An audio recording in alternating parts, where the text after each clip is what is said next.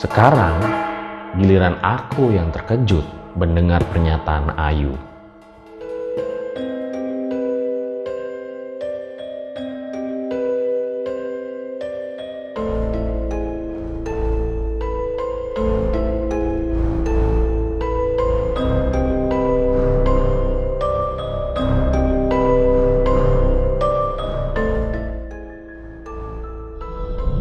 Kembali lagi bersama gua Fajar Aditya, kali ini di Om Mamat Season 2.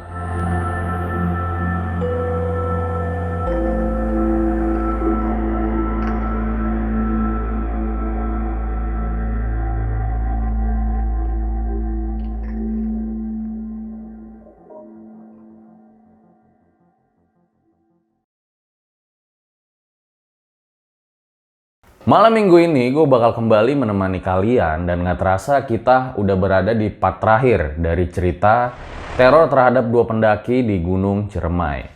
Gue mengucapkan terima kasih kepada kalian yang udah mengikuti video ini dari awal dan kira-kira nih banyak gak sih request dari kalian untuk kita mendatangkan sang empunya cerita? Kalau nggak sampai 5.000 komen, berarti pada nggak mau kali ya. Kemudian di video ini juga kita sudah ada pin komen nih. Nanti buat kalian yang punya pertanyaan terhadap sang empunya cerita, mudah-mudahan ya, gue bilang mudah-mudahan beliau bisa datang dan menjawab pertanyaan-pertanyaan dari kalian.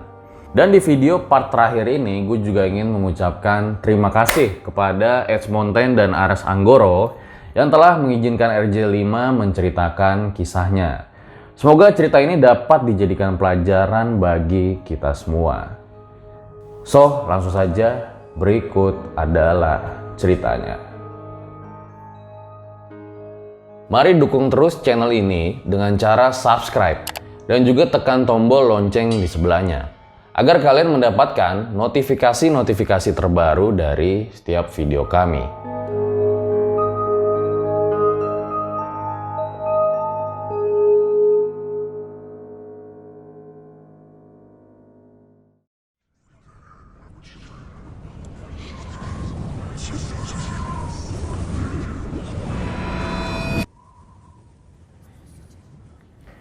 Mereka berdua masih berbicara. Orang tua itu kudengar mengulang-ulang istighfar sambil tak henti-hentinya memutar tasbihnya. Manusia tempatnya salah, Linggi. Memaafkan akan membuatmu lebih mulia. Maafkanlah kehilafannya, Linggi. Jangan ikut campur, bentak Nyilinggi lagi. Tangannya tiba-tiba saja menunjuk ke arah kegelapan, tempat Kalong Wewe menggantung sejak tadi.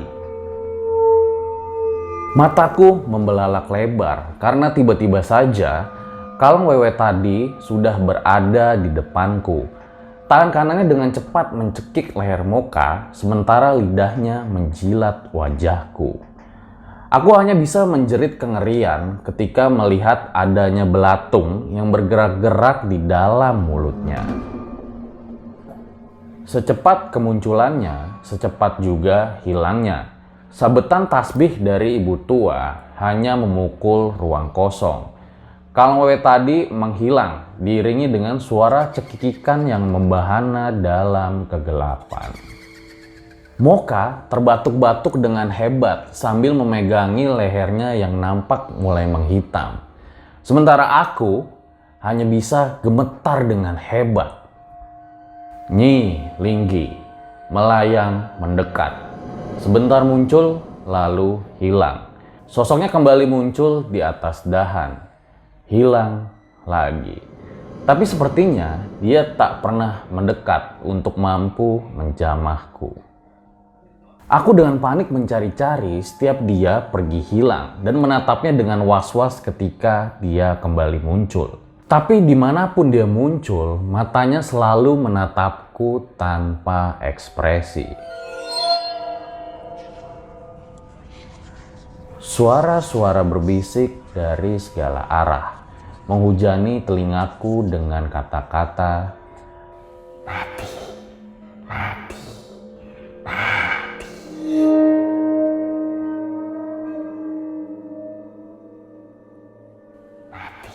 Semakin erat ku tutup telingaku, semakin jelas ku dengar suara-suara tersebut. Aku yang kalut berteriak dengan histeris, berusaha untuk menganyahkan suara-suara tersebut yang ada di kepalaku. Moka dengan kasar menarik tanganku sambil membentak. Istighfar, ingat Tuhan. Lu orang Islam bukan? Mataku membelalak menatap Moka. Mulutku dengan refleks mengucap istighfar. Tapi suara-suara mati di kepalaku justru semakin keras. Aku memukul-mukul kepalaku berharap suara tersebut segera lenyap. Istighfar. Astagfirullah. Astagfirullah. Lebih keras. Astagfirullah. Astagfirullah. Lebih keras, boy. Astagfirullahalazim. La haula wa la quwata illa billah. Aku menjerit sejadi-jadinya sambil menangis. Dadaku turun naik, nafasku tak beraturan. Orang itu dengan lembut menyentuh bahuku. Dia tersenyum. Tiada daya dan upaya, kecuali dengan kekuatan Allah yang Maha Tinggi lagi Maha Agung. Air mataku mengalir dengan deras tak mampu kubendung. Bibirku bergetar pelan. Dalam isaku, istighfar terucap secara refleks. Seluruh tubuhku gemetar dengan hebat. Tapi sekarang suara-suara itu sudah hilang. Moka menampar pipiku dengan pelan. Senyumnya agak sedikit menghina.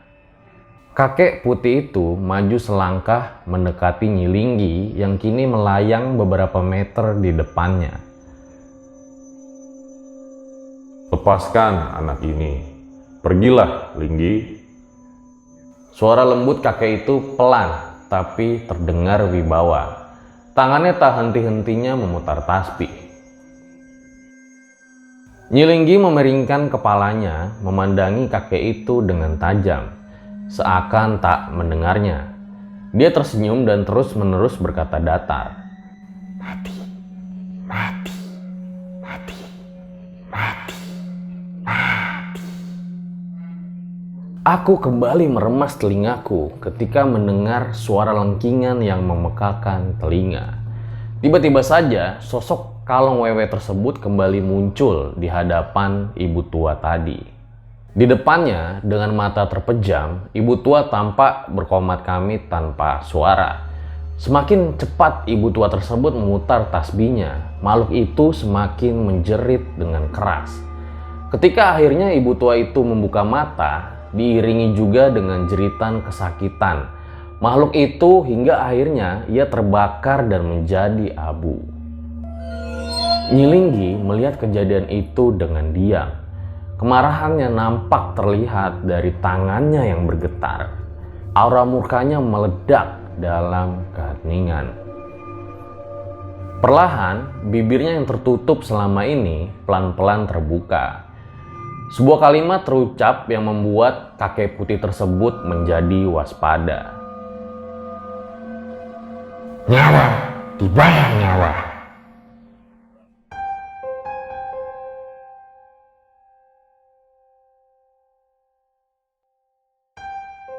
Kakek putih itu tampak mengatakan sesuatu kepada ibu tua. Dengan hikmat, ibu tua mendengarkan apa yang dikatakan oleh kakek tersebut. Lalu kemudian dia mengangguk. Perlahan, ibu tua tadi menoleh kepada Moka yang sedang memegangi lehernya yang menghitam. Tanpa mengatakan apapun, dia hanya mengangguk. Tapi sepertinya orang itu pun mengerti apa yang dimaksud. Lalu dia memapahku agar segera berjalan. Rupanya kami diminta untuk segera turun dan meninggalkan kakek putih tersebut bersama dengan Nyilinggi. Sebelum pergi, kulihat ibu tua tadi mencium tangan si kakek. Dan kemudian dengan lembut si kakek menepuk pundaknya. Lalu Moka juga berpamitan dan mencium tangan si kakek. Dan ketika Moka ingin bersimpuh, akan tetapi ditahan dan tidak diizinkan oleh kakek tersebut. Tinggal aku yang tidak tahu harus berbuat apa, hingga akhirnya aku pun mengikuti mereka berdua. Aku pun mencium tangan si kakek. Tangannya terasa sangat harum dan lembut. Dengan menciumnya saja sudah membuatku merasakan rasa aman. Sambil membelai rambutku, dia berbicara pelan. Kamu pulang. Jadikan ini sebagai pelajaran. Jaga tingkah laku dan tutur kata dimanapun kamu berada.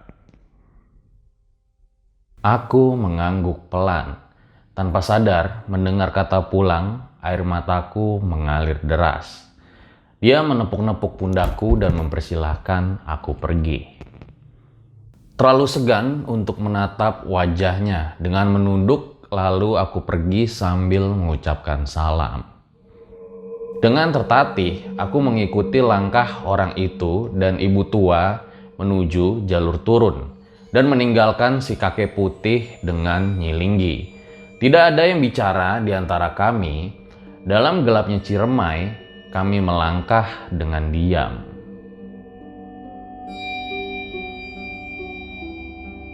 Aku meraba kantong celanaku, benda pembawa petaka masih berada di sini, terbungkus oleh kain putih. Yang jelas aku gembira karena berhasil membawanya turun. Karena bagaimanapun ini adalah kunci kesembuhan Ayu. Dari belakang, aku mengamati punggung bongkok ibu tua ini. Ibu tua ini merawat Ayu dan juga menjemputku benar-benar di saat yang kritis. Ternyata dunia belum kekurangan orang yang baik. Lalu orang itu, langkahnya yang biasa lincah, sekarang berjalan melambat mengikuti langkah ibu tua. Tanpa dia, aku jelas tidak mungkin selamat bisa melewati malam ini. Di luar senyumnya yang menyebalkan dan kata-katanya yang ketus, dia orang yang baik. Penampilannya yang kumal khas pendaki gunung menyembunyikan ketaatannya dalam beragama. Berkali-kali malam ini dia selalu mengingatkanku untuk berdoa, beristighfar, dan mengingat Allah Subhanahu wa Ta'ala. Setelah semua ini selesai, aku akan berjanji untuk membalas semua kebaikannya.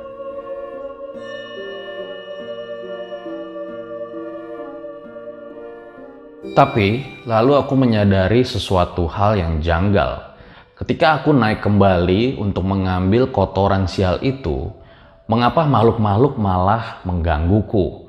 Bukankah seharusnya mereka malah senang? Mengapa mereka menerorku sepanjang perjalanan? Bukan teror biasa, bahkan melainkan mereka nyaris mencelakakanku.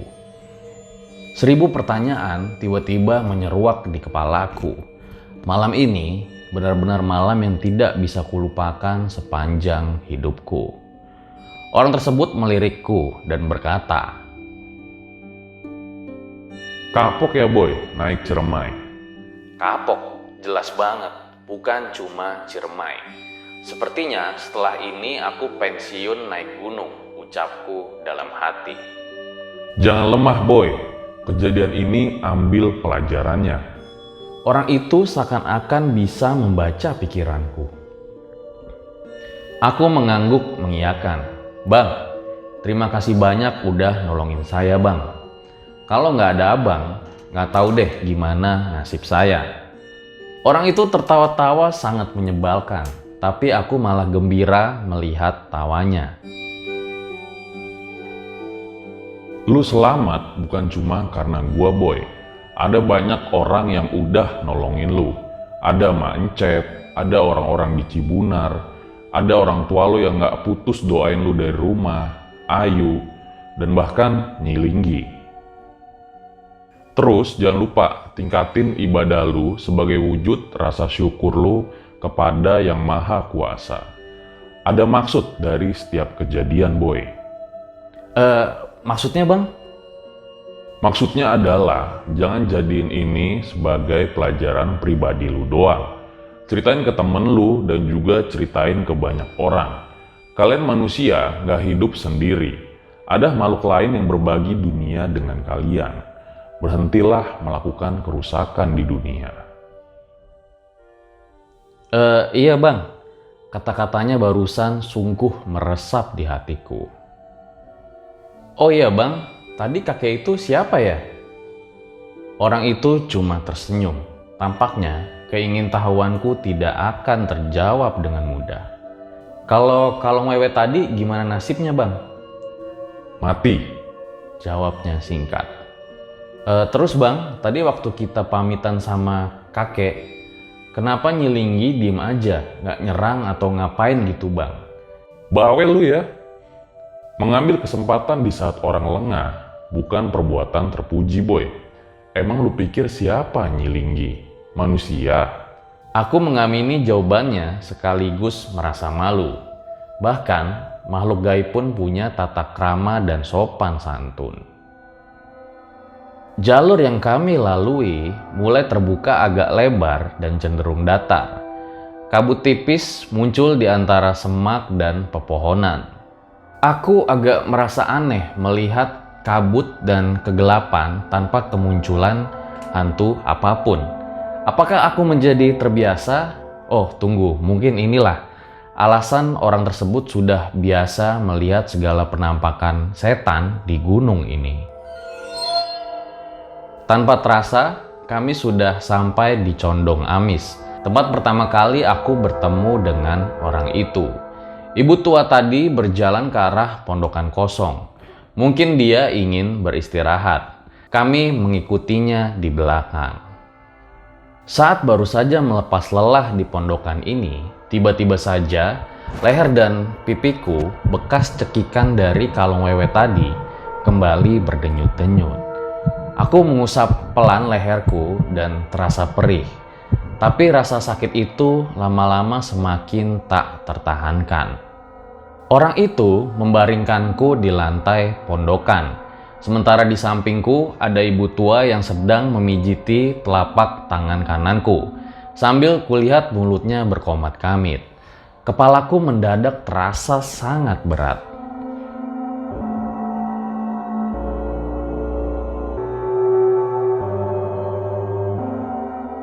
Kudengar orang itu berbicara kepadaku.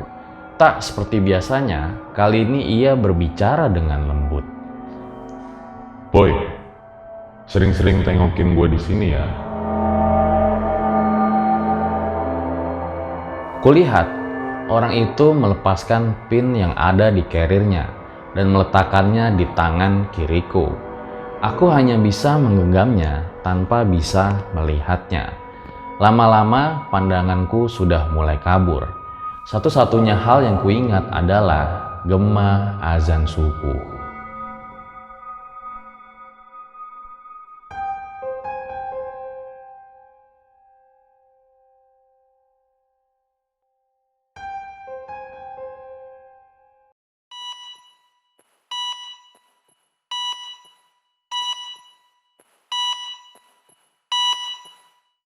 Cahaya matahari tampak menembus jendela saat aku membuka mata. Aku terbangun di atas tempat tidur yang empuk. Di sebelahku, di balik tirai berwarna biru, tampak kasur yang kosong. Selang infus tertancap di tubuhku. Aku berada di rumah sakit. Pintu terbuka dan sempat tidak kupercaya kalau aku bisa melihat wajah Ayu lagi. Rasanya sudah seperti bertahun-tahun. Dia mendekat dan langsung memelukku sambil menangis. Berulang kali dia meminta maaf sambil terus-terusan menangis. Ingin rasanya aku balas memeluknya, tapi apa daya. Tangan ini terlalu lemah untuk digerakkan. "Lu udah nggak apa-apa yuk?" tanyaku. Sambil mengusap air mata, dia mengangguk dengan pelan. "Maafin gue ya Di, gara-gara gue lu jadi begini." Kembali dia meminta maaf. Aku tersenyum sambil mengangguk. "Sudah, yang penting kita selamat." "Terus siapa yang bawa gue kesini yuk?" "Gue juga nggak tahu Di. Ketika gue bangun, tahu-tahu udah di sini." Aku kembali teringat dengan sosok ibu tua. Diam-diam aku sungguh berterima kasih. Juga orang itu. Pasti dia yang dengan susah payah membawaku turun dari Condong Amis ke Cibunar, lalu ke sini. Aku teringat dia memberikanku sesuatu sebelum aku pingsan. Yuk, lihat pin yang gue pegang nggak pas gue pingsan? Oh, ada. Bentar ya. Lalu dia membuka tutup kepala carrier, mengambil benda yang kutanyakan dan memberikannya kepadaku. Aku menerimanya. Benar, itu adalah sebuah pin. Dan malam itu aku tidak bisa melihat apa yang tercetak di pin tersebut saat pertama kali bertemu orang itu karena memang terlalu gelap. Aku memperhatikan logo apa yang tercetak di sana. Entah apa artinya, aku tidak mengerti. Tapi yang jelas pin ini akan kujaga sebagai pengingat malam yang penuh teror di Ciremai. Aku teringat sesuatu. Kuraba kantong celanaku dan ternyata kosong. Benda sialan itu sudah tidak ada. Aku membayangkan ritual-ritual gaib yang dilakukan terhadap benda kotor itu untuk menyembuhkan Ayu. Bekas pembalut lu yang di dalam kain putih itu sekarang ada di mana, Yu? Tanyaku dengan penasaran. Ayu agak sedikit terkejut dengan pertanyaanku. Oh, itu udah dibuang di tempat sampah, jawabnya. Sejujurnya, aku agak sedikit kecewa mendengarkannya. Tapi itu memang hal yang paling logis. Tempat membuang kotoran yang memang hanya di tempat sampah. Raut terkejut masih terbaca di wajah Ayu. Kok lu bisa tahu Dih mengenai pembalut di kain putih itu? Kan selama ini lu pingsan.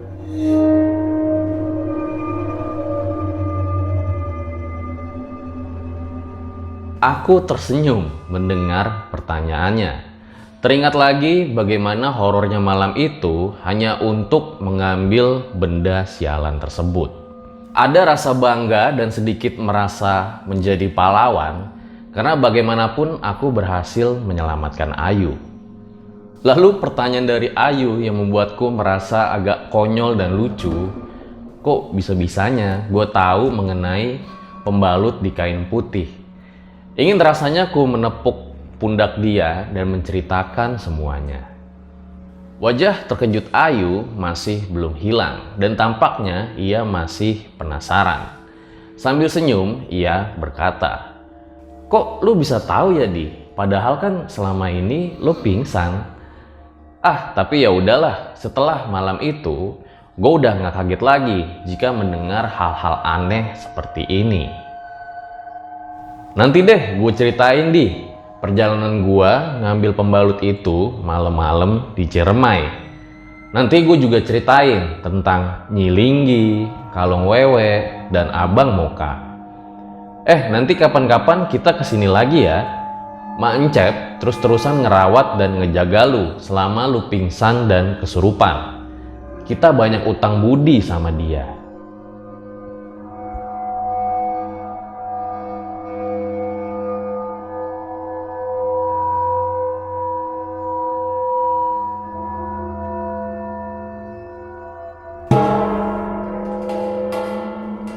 Sekarang, giliran aku yang terkejut mendengar pernyataan Ayu.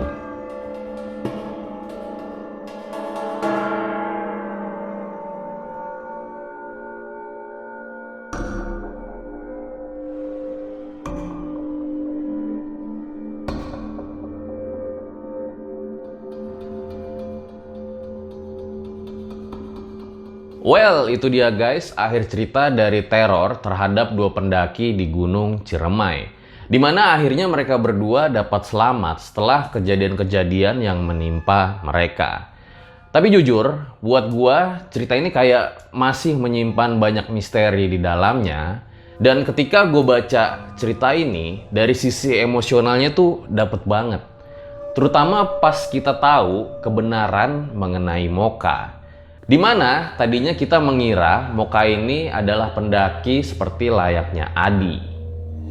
Dan mengapa Ayu bisa tahu mengenai Nyilinggi, Kalong Wewe, dan bahkan Abang Moka? Justru ini masih menyimpan sebuah misteri baru yang mungkin aja bisa ada versi Ayunya nanti. Gue bilang mungkin ya, jadi bisa benar, bisa salah. Kemudian gak bosan-bosan gue bilang kepada kalian, jika kalian punya pertanyaan, tulis aja di kolom komen pin. Siapa tahu ya, gue bilang siapa tahu nanti bisa dijawab oleh sang empunya cerita. Cerita yang sangat luar biasa menurut gue, ambil baiknya dan buang buruknya. Dimana kita jangan pernah membuang sampah sembarangan ketika mendaki sebuah gunung. Sebenarnya bukan sebuah gunung aja sih kalau menurut gue. Dimanapun kita berada, ya jangan buang sampah sembarangan. Kenapa sih kita tidak bisa disiplin sedikit aja? Misalnya tidak ada tempat sampah di sana, ya udah kita pegang dulu sampai kita menemukan tempat sampah. Kita buanglah di sana. Jangan sampai tindakan kita itu merugikan orang lain, alam, dan mungkin diri kita sendiri. Seperti di cerita ini. Gue rasa cukup demikian video RJ5 pada kali ini, dan dengan adanya cerita-cerita seperti ini jangan malah menjadikan kalian takut. Akan tetapi kita harus semakin yakin dan percaya dengan kebesarannya. Gue Fajar Aditya, 5 part yang sangat luar biasa, undur diri. Ciao.